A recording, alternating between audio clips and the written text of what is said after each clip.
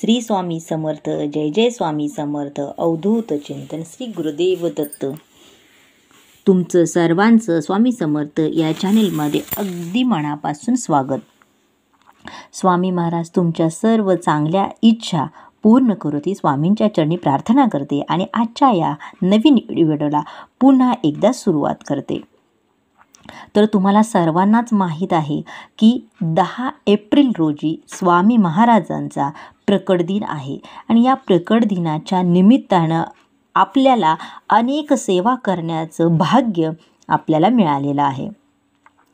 तर 21 मार्चपासून 10 एप्रिलपर्यंत तुम्ही कोणकोणत्या सेवा करू शकता की ज्याच्यामुळे तुमची जी काही परिस्थिती आहे ही परिस्थिती नक्कीच सुधारेल.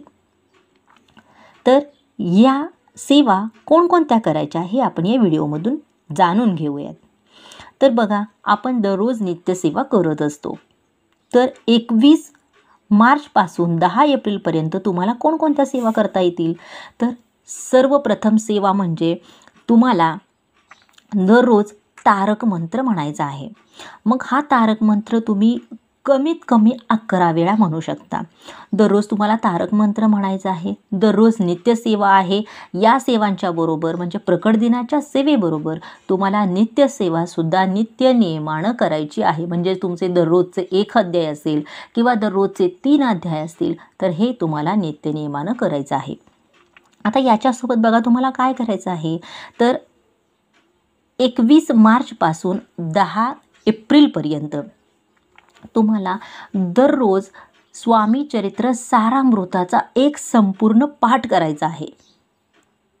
म्हणजे 21 मार्चपासून 10 एप्रिलपर्यंत तुमचे 21 पाठ पूर्ण होतील. म्हणजेच तुमची 21 पारायणं पूर्ण होतील. ही जी सेवा आहे ही अत्यंत प्रभावी सेवा आहे आणि ही सेवा प्रत्येकानं करायला सुरुवात करा. तुम्हाला जशी जमेल तशी करा. म्हणजेच काय तर त्यासाठी तुम्हाला दररोज काय करायला पाहिजे. जेव्हा तुम्ही सुरुवात करणार आहे म्हणजेच 21 मार्चच्या दिवशी तुम्हाला ब्रह्ममुहूर्तावर उठायचं आहे. अंघोळ वगैरे तुमचं आटोपलं की तुम्हाला देवपूजा करायची आहे. त्या दिवशी तुम्ही उंबरट्याला हळदीचं लेपन करू शकता. उंबरट्यावर रांगोळी काढा. छानपैकी उंबरा सजवा. उंबरट्याची पूजा करा. त्याला अगरबत्ती ओवाळा. दीप लावा आणि त्याच्यानंतर पूजेला बसा. पूजेला बसल्यानंतर तुम्हाला चौरंग मांडा. त्याच्यावर कापड घाला. स्वामी महाराजांचा फोटो असेल किंवा मूर्ती असेल तर त्याला अभिषेक घाला. त्याच्यानंतर तुम्हाला ज्या दिवशी सुरुवात करायची आहे त्या दिवशी तुम्हाला संकल्प, जर तुम्ही संकल्पयुक्त पारायण करणार असाल तर तुम्ही संकल्पयुक्त सेवासुद्धा करू शकता.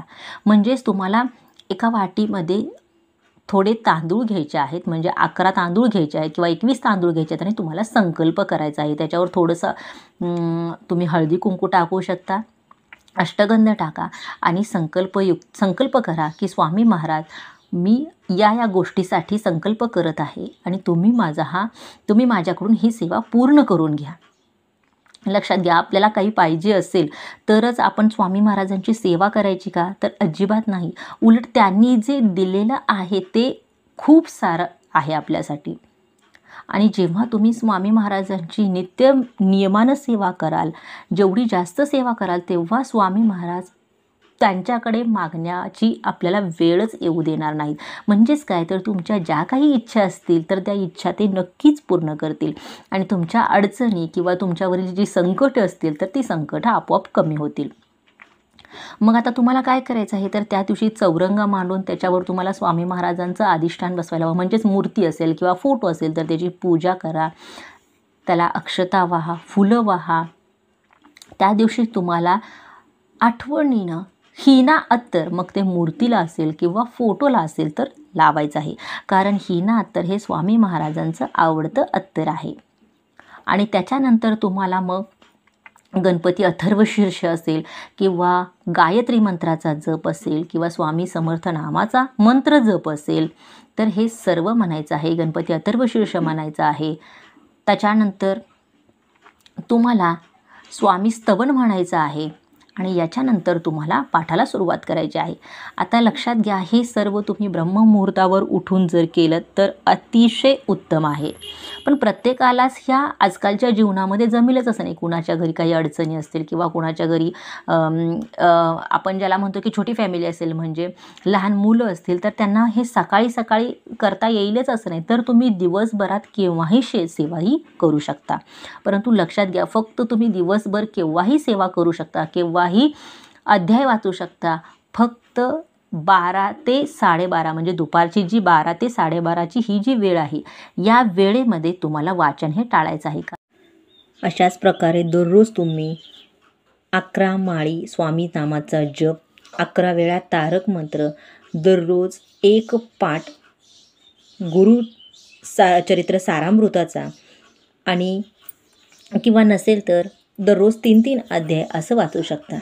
या जर सर्व सेवा तुम्ही केल्या तर तुम्हाला स्वामी महाराजांच्याकडे काहीही मागावं लागणार नाही. ते स्वतः ज्या काही तुमच्या इच्छा असतील तर त्या सर्व इच्छा पूर्ण करतील.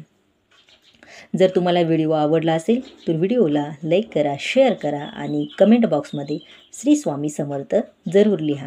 झालेली सेवा स्वामींच्या चरणी रुजू करते. श्री स्वामी समर्थ. जय जय स्वामी समर्थ. अवधूत चिंतन. श्री गुरुदेव दत्त.